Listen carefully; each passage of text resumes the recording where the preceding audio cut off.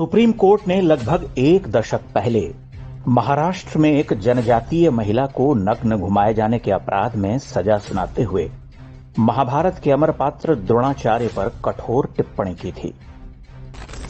हैरत की बात यह कि जिन आरोपितों ने अपराध किया था उन्हें केवल 1 बरस की सजा सुनाई गई, लेकिन हिंदू जीवन दृष्टि और महाभारत की कथा पर नकारात्मक टिप्पणी अवश्य की गई।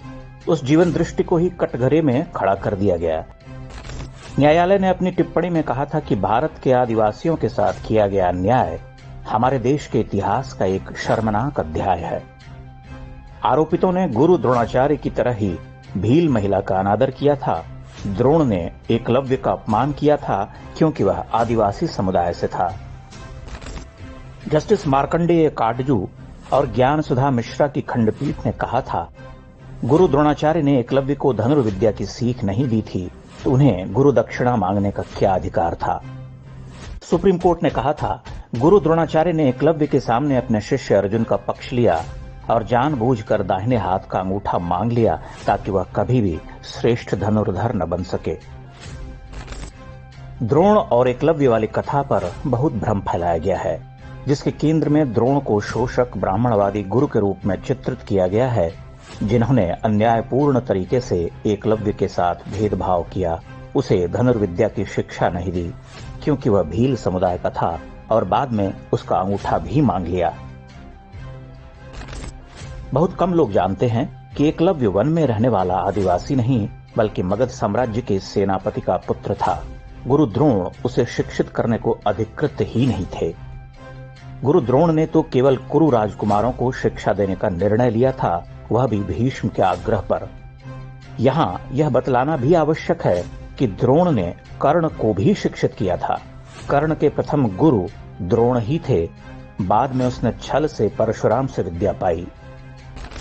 एकलव्य से द्रोण ने उसकी जाति या वर्ण के बारे में नहीं पूछा था।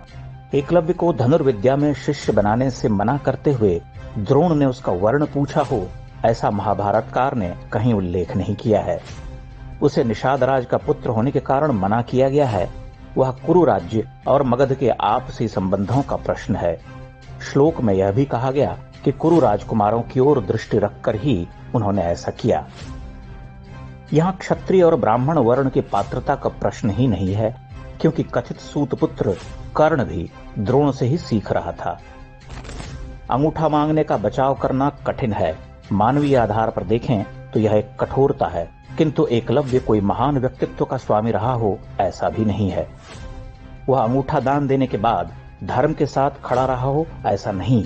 उसने महाभारत युद्ध में कौरवों का पक्ष लिया था। रामायण और महाभारत में धर्म का प्रश्न महत्वपूर्ण है। धर्म की स्थापना के लिए वाली को भी मरना पड़ता है और एकलव्य कर्ण भीष्म द्रोण को भी। वही द्रोण जो अर्जुन के आदरणीय गुरु थे, बाद में छल से मारे गए। उनका मारा जाना महाभारत की नियति है।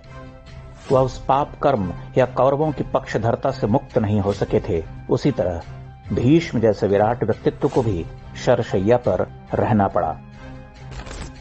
एकलव्य की धनुर्विद्या में एक महत्वपूर्ण बात यह भी है कि जब द्रोण ने उसे शिष्य बनाया ही नहीं तो उसने द्रोण को गुरु मानकर भला क्यों सीखा। द्रोण ने एकलव्य में एक धृष्टता बोध को अनुभव किया, इसीलिए उसका अंगूठा मांगा। महाभारत का केंद्रीय चरित्र अर्जुन है। वह धर्म ध्वजा को धारण करता है। अपनी विनम्रता, वीरता, करुणा और तपश्चर्या से वह सबका प्रिय है। इसीलिए बार बार कृष्ण अर्जुन का नाम लेते हैं, धर्मात्मा युधिष्ठिर का नहीं।